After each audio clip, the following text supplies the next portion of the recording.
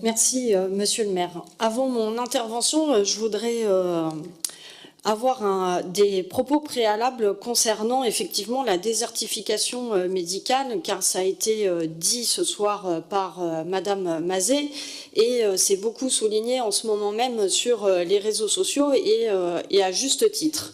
Effectivement.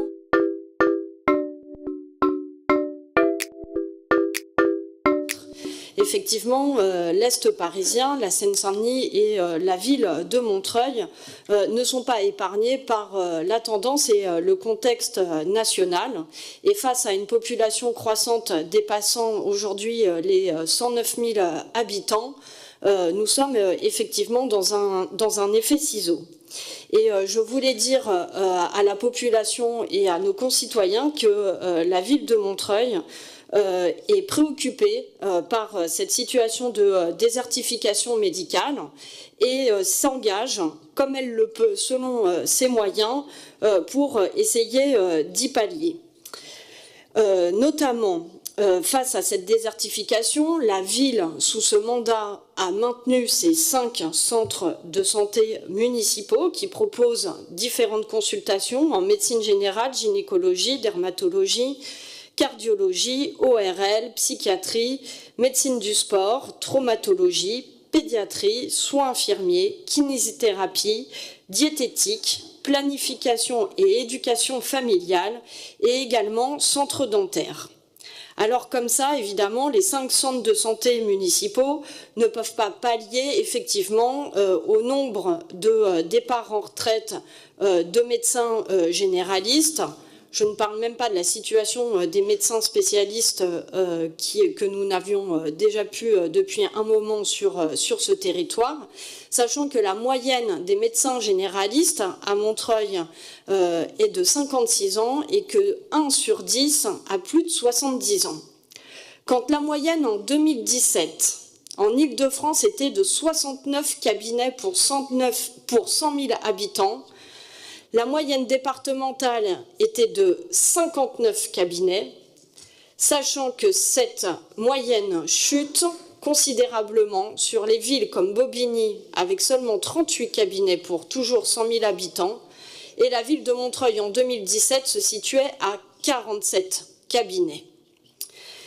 Et donc, face à cela, en dehors de la politique des centres de santé municipaux où il y a une équipe coordonnée qui permet aussi d'améliorer nos politiques de prévention en santé, dans les centres de santé, c'est aussi une tarification secteur 1 et ça, c'est extrêmement important pour les gens. En plus de cela, la direction de la santé accompagnée de l'OPH accompagne aujourd'hui les professionnels libéraux dans leurs projets d'installation ou de regroupement en ville. Effectivement, on pourrait se dire que c'est insuffisant, sauf que depuis le début de ce mandat, il y a eu notamment l'installation du cabinet avec 4 médecins généralistes au Morillon et également 2 médecins généralistes à la Boissière. Alors oui, face au départ en retraite, 45% de médecins généralistes partent en retraite sur ce département. Il y a encore des fermetures récentes et notamment encore celle du cabinet médical rue Girardot. Je le sais, nous sommes régulièrement alertés sur cette situation. Face à cela, malgré l'accompagnement et toute la bonne volonté de la ville d'accompagner parfois des exigences un peu, enfin voilà, qui parfois nous dépassent. Je vous assure que la direction de la santé et l'OPH y mettent toute leur bonne volonté. Mais ceci, effectivement, voilà, ne satisfait pas pleinement par rapport à ça. Et ça, il faudrait une politique nationale bien plus ferme, y compris en remettant en cause sur les premières années la liberté d'installation des médecins généralistes. Et nous le proposions lors de la campagne présidentielle.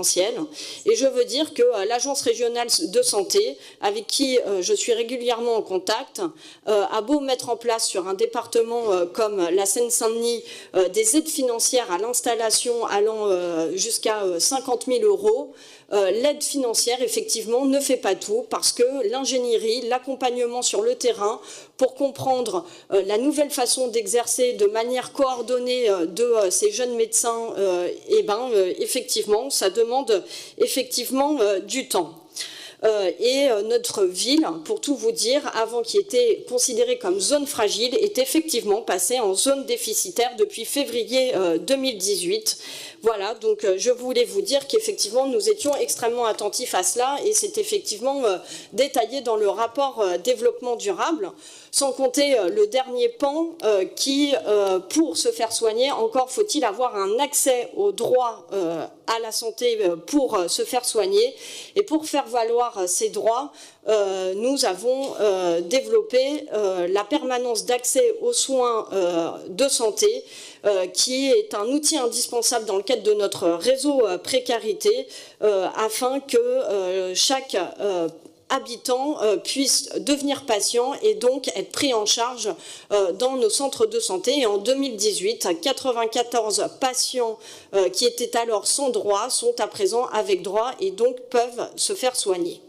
Voilà, et sans compter, comme vous le savez, y compris pour la couverture complémentaire avec la mutuelle communale que nous avons mise en place et qui rencontre un franc succès. Et bien évidemment, je me tiens à disposition, plutôt que d'en débattre sur les réseaux sociaux, à tous ceux et celles qui souhaiteraient effectivement apporter leur contribution ou poursuivre le débat dans un conseil de quartier ou dans mon bureau sans aucun souci.